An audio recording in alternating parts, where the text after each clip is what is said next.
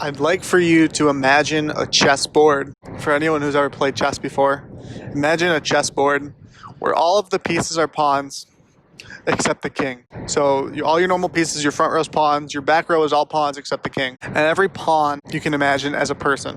I was gonna do the analogy of like the chess player and all the players were pawns, but this makes just as much sense. So all of the pawns can move, or the king can tell the pawns where to move, and you have the choice.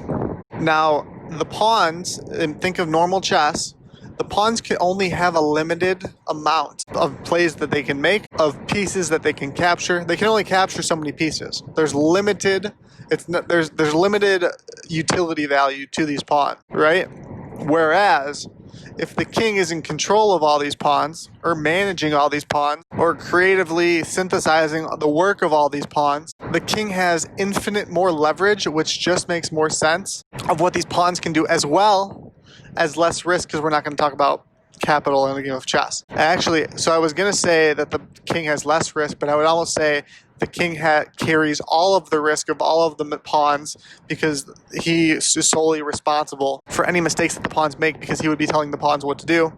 So in having to manage all the pawns, he carries all of the risk, but he has infinite more leverage, which gives infinite more upside, and he can take a portion of every capture that every other pawn makes. The reason I want to get into this analogy, I'm listening to Trading in the Zone by Mark Douglas, currently audiobook in the car. I don't do much driving, but when I do, I listen to audiobooks or podcasts or something educational, which is a huge key, I guess.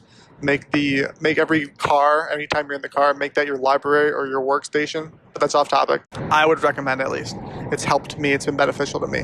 And what my thought was in regards to making money, collecting money, generating income, generating revenue, generating investment funds, whatever the case may be. Just from a dollars in, dollars out standpoint, I was thinking about a video where I could be like, well, technically every job is a get-rich-quick scheme, because they literally say work this amount of hours and you make this amount of money. And depending on the job, if you have a certain skill set, you can make a lot of money very quickly for not a lot of money, but like you can make $100K a year easily with a skill set at a job, and it's guaranteed. And like that seems what the description of a get-rich quick scheme is, but this is completely something different too. But what I specifically wanted to notice was the times that I've collected the most dollars in were when I've done the least labor.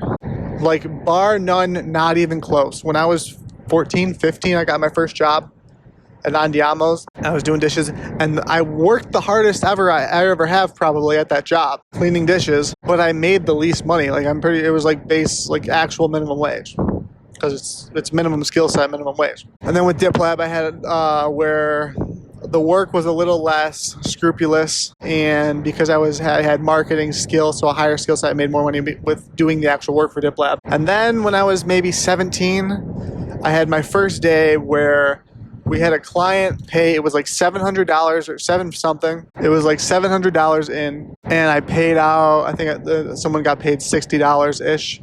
Let's say $60 out. And I didn't do any of the labor. And I went to lunch with my buddy, and then I came home, the job was done, everything was taken care of. And I was like $700, but I did no labor. And this is what, 17, I want to say? And from then, that's when one of the most influential days, I'll say. I've had a couple very, very influential days financially and life-wise, and like what's worked for me and what hasn't. Like bonus days where I'll recognize these key principles that are huge and monumental shifts, let's call it, or paradigm shifts, openings, whatever. And what I realized was throughout the years as I've gotten older and scaled up and the dollar amount has been higher, the less physical labor I do, the more dollars come in. For another example, one of the first social media consulting clients that was taken in was for $5K, and I didn't do any labor on that because a consultant got the sale. Not me, but the cash in was $5K, a little bit over. And then now when you're looking at speculation, because I can't call it an investment, but for simplicity, when you look at speculation, in 3 meetings this year, one of the meetings was literally like 12 minutes for 20 grand cash in